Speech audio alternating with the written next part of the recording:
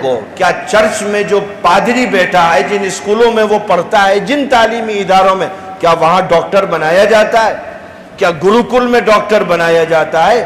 آپ علماء کے گردن میں کیوں مالا ڈالتے ہو کہ صاحب ڈاکٹر بھی مدرسوں سے کیوں نکلنے چاہیے بھائی؟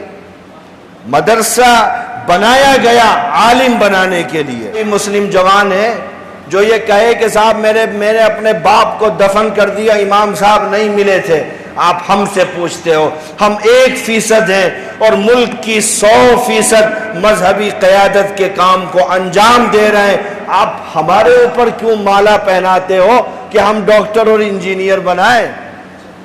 ہم ضرورت کے بقدر عصری تعلیم دیں گے، غالب قرآن و حدیث کی تعلیم رہے گی، جو بھی اس کے مقابلے میں تعلیم رہے گی وہ مغلوب رہے گی، مجھے کہنے میں کوئی حرج نہیں، چونکہ ہم نے مدرسے بنائے ہی اسی لیے کہ ہم وہاں قرآن پڑھائیں، فقہ پڑھائیں، حدیث پڑھائیں، اصول پڑھائیں، دین پڑھائیں، شریعت پڑھائیں، اس لیے ہم نے مدرسے بنائے ہیں۔ اس کے لیے ہزاروں اسکول کالج ہے، آپ جا کر کے پڑھائیے، کسی نے منع نہیں کیا ہے عصری تعلیم سے۔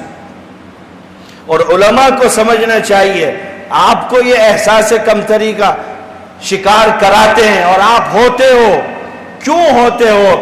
آپ نے اپنی زندگی کے سب سے خوبصورت اور قیمتی لمحات اس دین کے تحفظ اور بقا کے لیے خرچ کیے ہیں۔